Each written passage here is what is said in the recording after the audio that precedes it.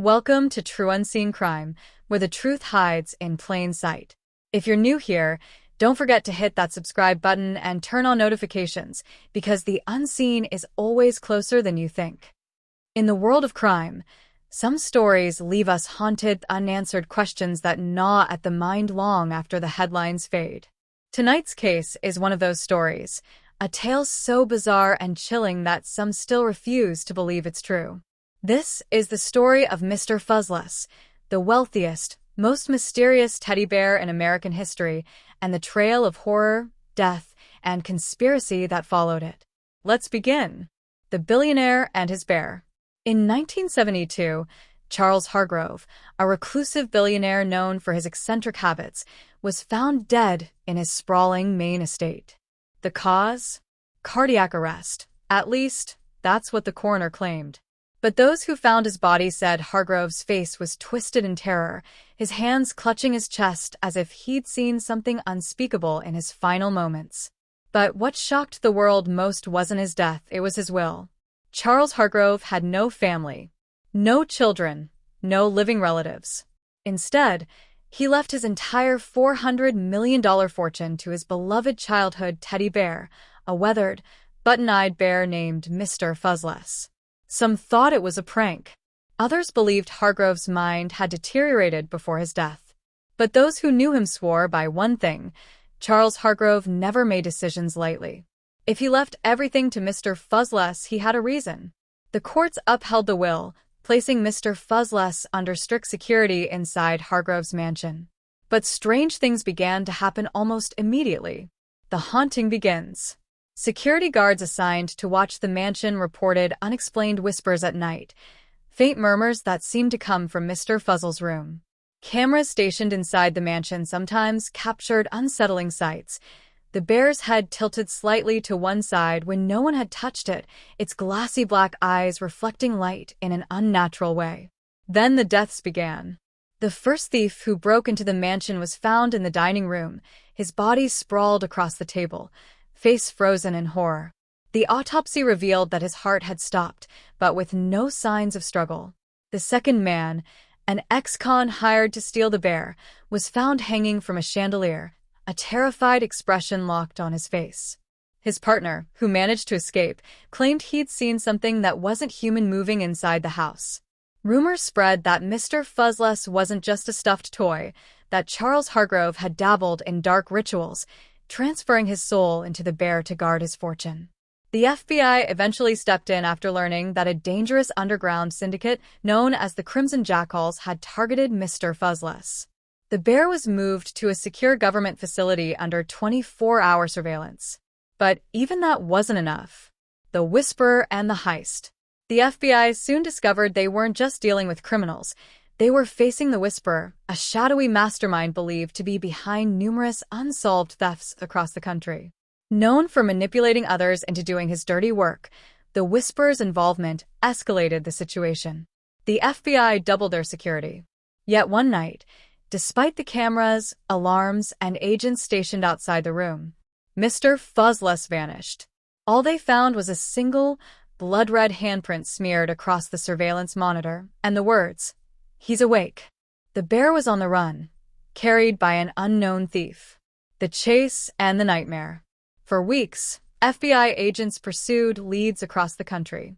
Undercover operatives posed as truckers, street dealers, and warehouse workers in an effort to track the mysterious thief. The trail finally led to an abandoned farmhouse in Illinois. Agents moved in swiftly, but what they found shook even the most hardened investigators. The thief, a rogue FBI agent working for the Whisperer, was found inside the farmhouse, trembling and barely able to speak. His hair had turned stark white, and he kept repeating the same thing over and over. He looked at me. He knows. He's not just a bear." The agents found Mr. Fuzzles in the corner of the room, perfectly still. Yet something felt wrong. 2 agents remained to guard the bear while the others transported the rogue agent to the hospital. By morning, those 2 agents were found dead, both with the same twisted look of terror frozen on their faces. Mr. Fuzzles was gone once again. The legend lives on. Today, the whereabouts of Mr. Fuzzles remain unknown. Some believe the FBI secretly locked the bear in a secure vault beneath Washington, D.C. Others insist that the Whisper still controls it, using the cursed toy as a weapon to eliminate enemies. And then there are those who claim Mr. Fuzzles is still out there, hidden in plain sight, waiting for the next unsuspecting soul to cross its path. After the mysterious disappearance of Mr. Fuzzles, whispers of strange occurrences spread across the country. Sightings of a weathered teddy bear, its button eyes glinting in the dark, began surfacing in police reports. Some claimed to have seen it sitting on bus stops, staring out from thrift store windows, or tucked away in dusty pawn shops. But the most disturbing reports came from those who claimed the bear moved. One witness, a motel clerk in Nebraska, described a man checking in late one night, sweating profusely, muttering about being followed. Hours later, security footage showed the man sitting frozen in his room, eyes wide in terror. He never moved again. His cause of death? Cardiac arrest, yet his fingers were tightly clenched around a tuft of matted, brown fur. Behind closed doors, the FBI reopened the case. New agents were briefed on the horrifying events tied to Mr. Fuzzles, but one detail had been deliberately left out of public records. Before his death, Charles Hargrove had visited a remote monastery in Tibet. Witnesses claimed he returned with an ancient artifact, a small, iron coin etched with cryptic symbols. Rumors suggested the coin granted protection or power, depending on the bearer's intentions. The coin was never found after Hargrove's death. Some believed it had been hidden inside Mr. Fuzzles. The FBI's prime suspect remained the Whisper. But things took a chilling turn when the FBI's top profiler, Agent Curtis Monroe, received an anonymous package at his home. Inside was a cassette tape. No label, no note, just the tape. When Monroe played it, his blood ran cold. The audio began with faint static, then a child's voice whispered, he's watching, he's always watching." Then came another sound, faint footsteps, shuffling closer and closer, followed by a sharp whisper. "You're too late." The tape ended with a soft, distorted laugh, the unmistakable voice of the Whisperer. The package had no fingerprints, no DNA, only a smear of red thread clinging to the tape's plastic case, fibers matching Mr. Fuzzles' stitching. Acting on a lead, Monroe and his team tracked a known Crimson Jackal's safe house deep in the Wisconsin woods. The Whisperer's men were rumored to be there, along with Mr. Fuzzles. When agents stormed the property, they found a scene far more disturbing than expected. 5 gang members lay dead, their faces twisted in frozen expressions of unimaginable terror. Blood streaked the walls, forming twisted symbols, the same ones etched on Hargrove's missing coin. In the center of the room, slumped in a chair, was the Whisperer. His lifeless body faced the corner where Mr. Fuzzles sat, perfectly still, except now, the bear's left paw was smeared with blood. Monroe's team bagged the bear, wrapping it tightly in chains before sealing it inside a reinforced steel case. The case was transported to a high-security government vault deep in Langley, Virginia. But they had no idea what they'd just unleashed. The final twist, Fuzzles' masterpiece. A week later, Agent Monroe received a chilling phone call. The voice on the other end was shaky, one of the vault guards. "Sir, I don't know how to say this," the guard stammered. He's gone." Security footage showed something impossible. The steel case, still sealed and unbroken, appeared to move on its own. The footage cut out for exactly 66 seconds. When it resumed, the vault door stood wide open and Mr. Fuzzles was gone. But that wasn't the worst part. Every agent who had come into contact with Mr. Fuzzles had disappeared. All 10 of them. Their homes were left untouched, but on each of their beds lay a single object, a weathered teddy bear button and a blood-red handprint smeared across the wall. The true horror. Weeks later, Monroe discovered the terrifying truth. Charles Hargrove's trip to Tibet wasn't about protection, it was about control. The iron coin had been cursed, a vessel for a dark force. Hargrove, desperate to guard his fortune, had transferred that entity into his beloved Mr. Fuzzles. But here's the twist. The Whisperer never controlled Mr. Fuzzles. It had been the other way around. The Whisperer wasn't a criminal mastermind. He was a puppet. A man driven to madness, doing the bear's bidding. The Crimson Jackals had tried to claim the fortune, but instead, they unleashed something far worse. Now, Mr. Fuzzles, possessed and more powerful than ever, was on the loose, and no one knew what it wanted next. Some say the bear is still out there, traveling from town to town, leaving a trail of fear and unexplained deaths. So if you ever hear faint whispers at night, or spot a teddy bear sitting too perfectly still in a forgotten corner, don't turn your back. And whatever you do, don't let it follow you home. For months after Mr. Fuzzles' escape, sightings trickled in from across the country, each more unsettling than the last. A traveling salesman in Colorado was found frozen in his car, his face twisted in terror, a single teddy bear button clenched in his palm. A family in Ohio reported waking up to find a child's toy, identical to Mr. Fuzzles, sitting in their hallway, despite never owning one. Their youngest son fell into a coma that same night, whispering only one word: Fuzzles. But the most chilling report came from Agent Curtis Monroe. He had become obsessed, determined to end whatever curse the bear carried. Monroe spent weeks digging through Charles Hargrove's estate records, convinced the answer lay in the past. And he was right. Hidden inside an old Hargrove journal was a faded photo, a young Charles Hargrove, standing next to a Tibetan monk. Clutched tightly in Hargrove's arms was Mr. Fuzzles, but something was wrong. The bear's glassy black eyes seemed too human. Scrawled beneath the photo in shaky handwriting were the words: "The vessel is awake. It must never cross the threshold." The forgotten ritual. Monroe's research led him to a man named Father Elias Brandt, a retired exorcist who had spent decades studying occult rituals. When Monroe showed him the photograph, Father Brandt paled. "This isn't just a curse," Brandt muttered. "It's a conduit, a prison." The monk in the photo had warned Hargrove that the bear housed a powerful entity, a twisted soul that could manipulate the living through fear. If the bear ever crossed a sacred threshold, a spiritual boundary meant to contain it, the entity would be free to possess not just a vessel, but an entire bloodline. Brandt's face turned grim.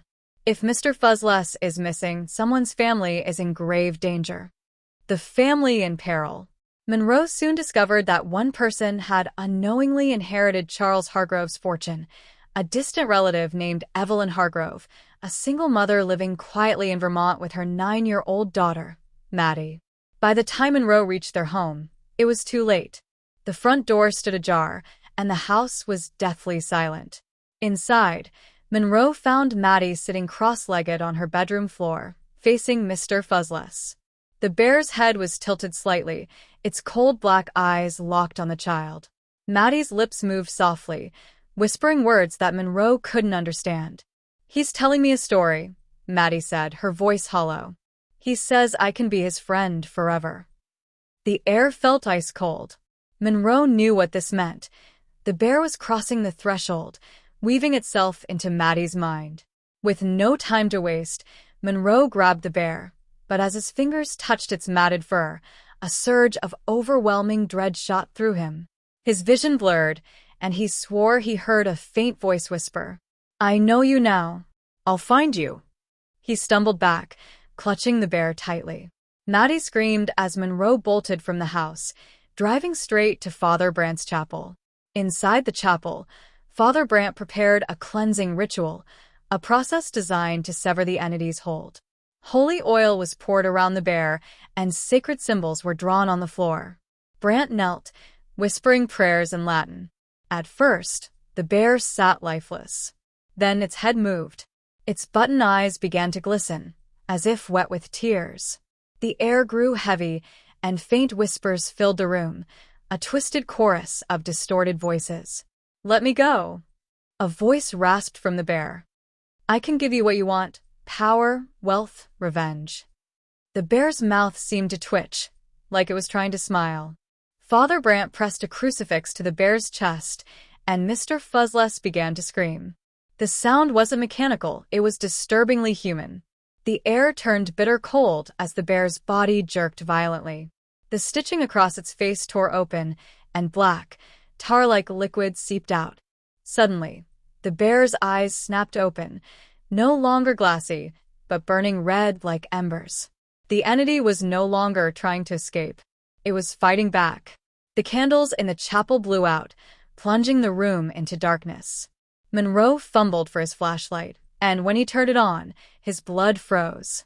The bear was gone, but in its place was Maddie. She stood in the center of the ritual circle, her eyes cold and empty, just like the bear's. "He's awake now," she whispered, "and he's hungry." Before Monroe could react, Maddie lunged, faster than any child should move. Her fingers dug into his throat as she whispered in a voice that was no longer her own. "You should have left me alone." Father Brant sprang into action, hurling holy water across Maddie's face. She shrieked in agony, her body convulsing as black smoke poured from her mouth. The twisted, distorted face of Mr. Fuzzles appeared briefly in the smoke, its stitched smile stretching unnaturally wide, before vanishing. Maddie collapsed, unconscious but breathing. The bear? Gone. Today, Mr. Fuzzles' whereabouts remain unknown. Some believe the bear was destroyed that night. Others insist the entity simply found a new vessel, hidden, waiting for the perfect moment to return. As for Agent Monroe, he left the FBI weeks later, plagued by nightmares of a shadowed figure standing at the foot of. For weeks, the FBI worked quietly to trace Mr. Fuzzles, but every lead turned cold. Small towns reported mysterious deaths, unexplained heart failures, cold bodies with twisted faces, and that same haunting detail, a single teddy bear button left behind. But what no one realized was that Mr. Fuzzles wasn't just choosing random victims anymore. He was following a pattern. The map of fear. Agent Curtis Monroe, now obsessed with the case, spent sleepless nights tracing each incident. Something about the locations gnawed at him, until one night, the pattern became clear. The deaths formed a shape, a symbol Monroe had seen before. It was the sigil of Wingxin, a forbidden Tibetan curse said to enslave souls for eternity. The symbol had one incomplete point, a gap where no incident had yet occurred. That point was Monroe's hometown. The call in the dark. The night Monroe made this discovery, his phone rang. The voice on the line was barely a whisper. "You shouldn't have followed him." Monroe froze. The voice was distorted, faint but familiar. He recognized it. The whisperer. "You think it's over, but he's not done yet." The whisperer's breath hitched. His voice trembled. "He doesn't just kill. He collects. He keeps them, and now he's coming for you and everyone you love." The call ended, but Monroe's blood ran cold. On his windowsill, he noticed something that hadn't been there minutes before, a dusty brown teddy bear button and a faint red handprint smeared across the glass. The return home. Monroe raced back to his childhood home, a small house in Connecticut where his elderly mother still lived. The air felt wrong as he pulled into the driveway. Too still, too quiet. The front door stood slightly ajar. Gun drawn, Monroe stepped inside. The house was dark except for the soft flicker of a television. His mother's favorite channel played, but the sound was distorted, warped into faint whispers. On the couch sat his mother, perfectly still. Her eyes wide, mouth slightly open. On her lap was Mr. Fuzzles. The encounter. "Mom," Monroe's voice broke. Slowly, he reached out to touch her hand. Her skin was ice cold. Then the bear's head twitched. Its lifeless button eyes shifted just enough to meet Monroe's gaze. The air seemed to thicken, and suddenly Monroe heard a faint whisper, not from his mother, but from the bear itself. "She's with me now." Monroe staggered back as Mr. Fuzzles' tiny paw lifted, almost in greeting. A cold wind swept through the room, carrying faint echoes of children's laughter, distorted, broken, unnatural. Suddenly, Monroe's mother turned her head, stiffly, unnaturally, her glazed eyes locking with his. Her lips moved, but it wasn't her voice that spoke. "He's coming for you next." The trap. Fighting the rising panic, Monroe lunged forward, yanking the bear off his mother's lap and slamming it to the floor. He emptied his entire clip into the plush toy, stuffing and thread bursting from its body. But Mr. Fuzzles didn't stop moving. Instead, it slowly restitched itself, torn fabric knitting back together as if unseen hands were sewing it whole again. That's when Monroe remembered the legend. The coin. Desperate, Monroe dug through the bear's stuffing until his fingers brushed something cold and metallic, the iron coin. The moment he touched it, an icy pain shot through his arm, and whispers filled his head. Images flooded his mind, twisted faces, tormented souls, people trapped inside the bear. He realized the truth. Mr. Fuzzles wasn't just cursed, it was a vessel. Each victim's soul was trapped inside, fueling its growing power. The final stand. With his strength fading, Monroe stumbled to the fireplace. He hurled the bear and the cursed coin into the roaring flames. For a moment, nothing happened. Then the fire flared violently, the flames turning an unnatural shade of blue. Agonized screams filled the room, chilling cries that seemed to come from the bear itself. In the smoke, Monroe swore he saw twisted faces, the trapped souls, flickering in the flames before finally fading away. By morning, the fire had burned the bear to ash. Only the coin remained, cracked in half. Monroe buried the shattered coin in an unmarked grave, vowing never to speak of it again. The final twist. Months later, Monroe returned to his normal life, but the nightmares never stopped. His mother recovered, but she barely remembered what had happened. One evening, Monroe returned home to find a package on his doorstep. No label, no address. Inside was a single object, a small, worn-out teddy bear with one missing eye. And attached to it was a note, scrawled in crimson ink. "He's not finished yet." This is True Unseen Crime, where the unseen reveals the unexpected. Don't forget to like, share, and subscribe, because the truth is never as simple as it seems.